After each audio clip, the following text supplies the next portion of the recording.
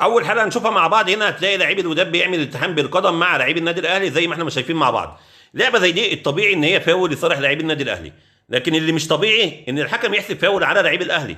يعني بص هنا القدم بتاع لعيب الوداد، اللاعب هنا معلق رجليه مع قدم لعيب الاهلي وكره واضحه جدا، لكن الغريبه بقى ان الحكم حسب فاول على لعيب الاهلي.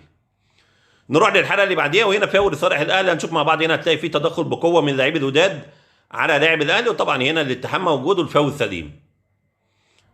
نروح للحلقه اللي بعديها والحلقه دي مهمه جدا، وهو الفاول اللي جه منه هدف الوداد. هنشوف مع بعض حاجه مهمه جدا. هنا لعيب الاهلي لعب الكره خلاص زي ما احنا مش شايفين مع بعض، بعد كده هتلاقي اتجاه الكره مع اتجاه لعيب النادي الاهلي، مفيش اي التحام بقى مع لعيب الوداد. طبعا فاول غريب جدا ان الحكم يحسبه. يعني هنا لعيب الاهلي خلاص خد الكره، يعني هنا خد الكره بالطبيعي كده اهوت. لو انت حتى حكم ما شفتش اللعبه وخدتها كده هو عشوائي، الطبيعي ان انا ببص على اتجاه الكره، اتجاه الكره ماشي مع قدم لعيب النادي الاهلي، فالطبيعي ان هنا اللاعب خلاص خد الكره مش محتاج اعمل التحام. هنا بقى لعيب الوداد علق رجليه وبعد كده هو وقع، الحكم اداله فاول وجه منها الهدف طبعا، وهنا قرار الحكم قرار خطأ.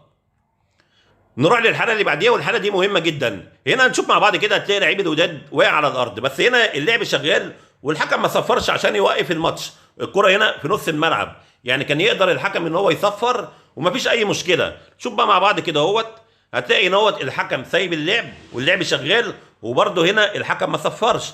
انا متاكد مليون في الميه ان الحكم ما صفرش، وهقول لك ليه انا متاكد مليون في الميه. مش عشان لعيبه الاهلي كملت اللعبه عادي، لا، لان هنا هو زي ما احنا مش شايفين مع بعض الحكم راح لحسين الشحات لعيب الاهلي وبيقول له ان هو توقف اللعب. طبعا برضو قرار غريب جدا، يعني هنا كره بالطريقه ديت خطر عند خط ال 18، لعيب الاهلي ممكن يسجل منها هدف، رايح تقول له وقف اللعب. فهنا طبعا يعني لو الحكم ده مصفر ولعيب النادي الاهلي شده من التيشيرت بالطريقه ديت كان هيطرده، ما فيهاش اي كلام. لكن هنا الحكم عشان عارف ان هو غلطان وعارف ان هو ما وقفش اللعب وعارف ان هو رايح يوقف اللعب في منطقه خط ال 18، قرار غلط من الحكم نفسه. لولا ان هو اخطا كان هيطرد لعيب النادي الاهلي، وطبعا كان هيبقى معاه حق وكان هيبقى طرد مستحق، لان هم كان هيبقى يعني استمرار اللعب بعد صفاره الحكم، وده طبعا كلام ما حصلش. الحكم النهارده كان عنده اخطاء بالجمله.